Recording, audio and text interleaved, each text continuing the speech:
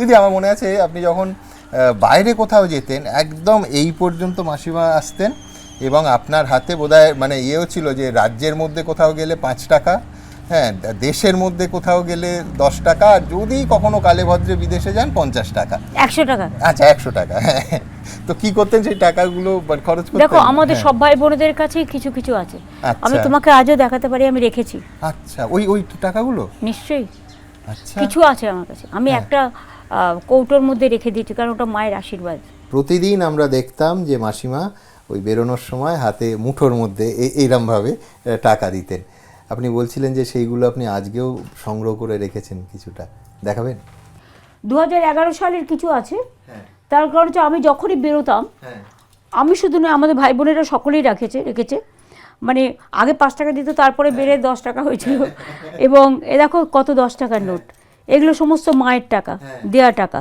এবং যখন বাইরে যেতাম তখন 100 টাকা দিত, দেখো সেটাও আছে। তার কারণ হচ্ছে এটা আমি মায়ের স্মৃতিটাকে রক্ষা করে রাখি। তারপর এর মধ্যে ভর্তি আছে 10 টাকা তখনকার দিনের, এগুলো হচ্ছে মায়ের দেয়া, এটা মায়ের দান, এবং এটা আমি আশীর্বাদ হিসেবেই রাখি। সুতরাং এটা আমার কাছে চিরকাল থাকবে। বাইরে গেলেই মা দিত, মার যা ক্ষমতা মা তাই দিত, 10 টাকা দিত এখানে কোথাও গেলে, বাইরে গেলেই।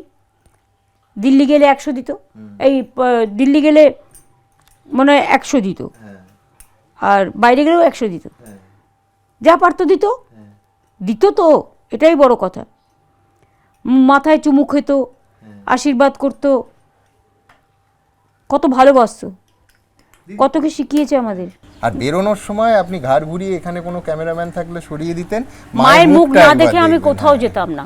শুধু দুবার ভুল করেছিলাম মানে ইচ্ছা করে মাকে অ্যাভয়েড করেছিলাম। হাজরা মোড়ের দিন তখন মা মা তখন খুব খাস খবর দেখতো, তখন খাস খবর ছিল। একদম এবার মা আমাকে বলে যাই তুই আজকে বাইরে বেরোবি না, না না আমি তো অফিসে আছি বলে মাকে না বলে বেরিয়ে গেছি।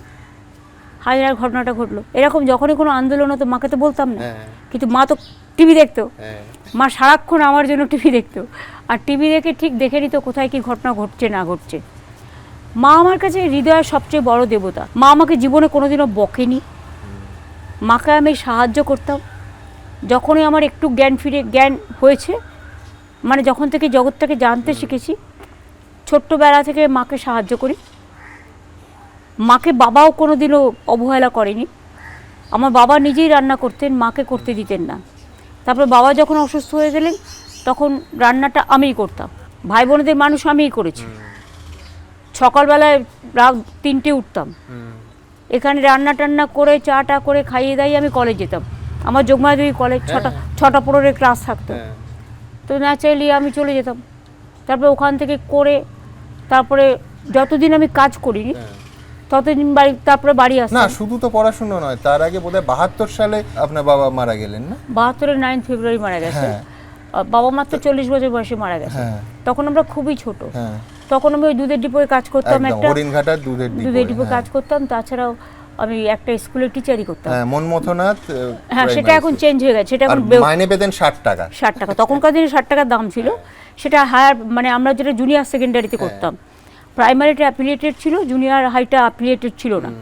ওই জায়গাটা প্রমোটিং হয়ে যাচ্ছিল, সেই স্কুলটাকে আমি English medium Bangla medium higher secondary করে দিয়েছি। এখনও আছে, ওটা এখন ভবানীপুর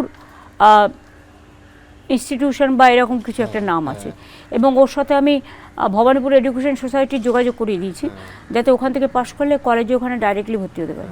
এবিপি আনন্দ, এগিয়ে থাকে, এগিয়ে রাখে।